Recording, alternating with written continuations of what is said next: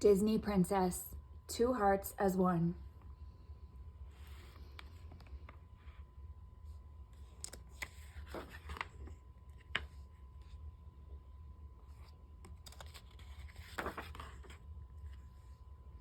Snow White kissed her husband, the prince. "I'll be back soon," she said. "I will miss you," said the prince as he waved goodbye. Snow White sang happily as she headed into the woods. Soon she and the prince would celebrate their first wedding anniversary. Snow White could hardly believe it. "Hello, hello," she called out to the 7 dwarfs as they ran from their cottage to greet her. Even Grumpy couldn't hide his delight. "I have a special favor to ask you," said Snow White.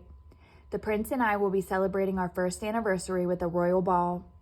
I would like to make him dinner, but no one at the palace will let me cook." "They don't know what they're missing," Grumpy said. Snow White smiled. "So I wondered if I could make dinner for him here, and I wanted to give him a special gift, something he could add to his family shield."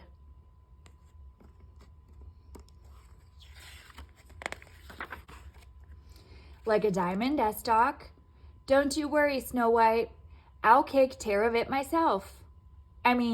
Take care of it myself." "Oh, thank you," she said. "We'll meet here tomorrow evening." After Snow White left, Grumpy turned to Doc. "So you don't think the rest of us can find a diamond good enough for Snow White?" "Well, we'll see about that." Grumpy stomped off. All night he planned which part of the mine he would search to find the perfect diamond to give to Snow White. He planned for so long that the next morning he overslept. The other dwarfs were gone when he woke up. "Dag nabbit," said Grumpy. He rushed out the door and ran right into the prince. "Well, hello, Grumpy," the prince said with a bow. "I'm glad to find you at home. I have a favor to ask you."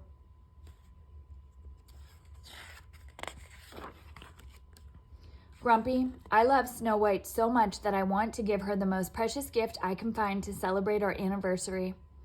I am having a crown made for her, and I would like to find the most beautiful diamond I can to set in the center of it." Grumpy puffed up his chest. "I'll find the most beautiful, most sparkling, most dazzling diamond in the whole mine." They agreed to meet later that evening.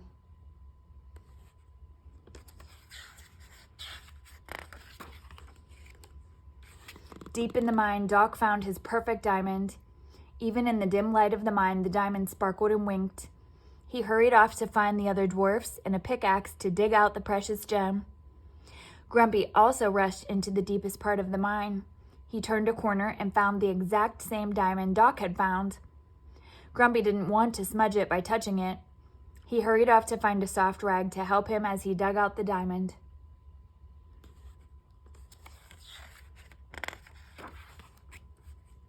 Dopey whistled a little tune to himself. He too had wandered the mine alone, looking for the perfect diamond for Snow White. And there it was, the same diamond Doc and Grumpy had chosen. Carefully, he dislodged the diamond with his pickaxe, and then he began to chisel away at it. Doc, Grumpy, and the other dwarfs hurried back to the perfect diamond. When they got there, they saw Dopey chipping away at it. "Dopey!" they shouted as they waved their hands. Dopey looked up. His hammer slipped and hit the diamond. It broke into 2 pieces.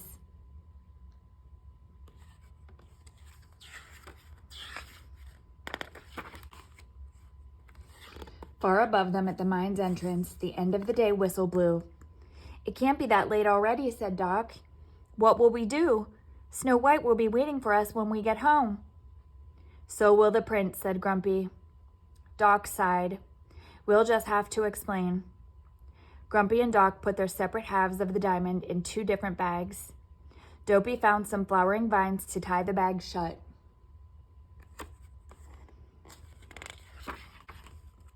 At the dwarf's cottage, Snow White had just set the table for 2. The prince brought flowers and kissed her on the cheek. Then they sat down for supper. The prince enjoyed every bite. Still, the prince wondered what was keeping the 7 dwarfs. The prince couldn't wait to give Snow White her diamond.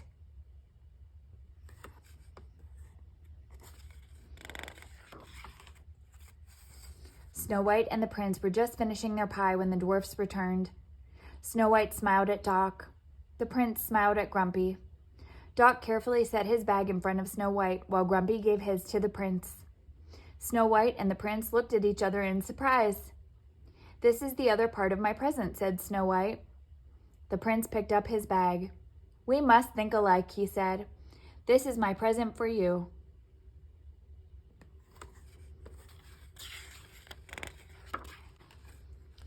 "This is for your crown, my love," said the prince. He handed Snow White the bag and waited as she opened it. His eyes widened when he saw the broken diamond. Grumpy crumpled his cap and looked down at his shoes. "Oh, darling," Snow White said to the prince as she helped pick up the broken diamond. "How unusual."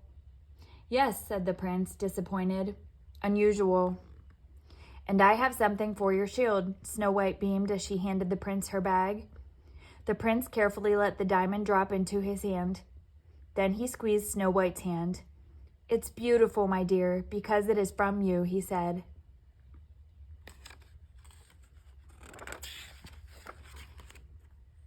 Dopey came over to the table and pointed to Snow White's diamond and the prince's diamond. "Yes, they are beautiful, Dopey," said Snow White. She patted his arm. Dopey shook his head and pointed to each of the pieces again.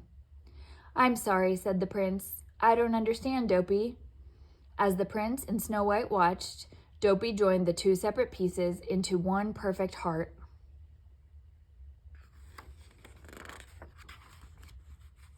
The next night at the anniversary ball, Snow White did not wear her new crown. The prince did not display his family shield, but as their two hearts danced, one heart sparkled with their love and happiness.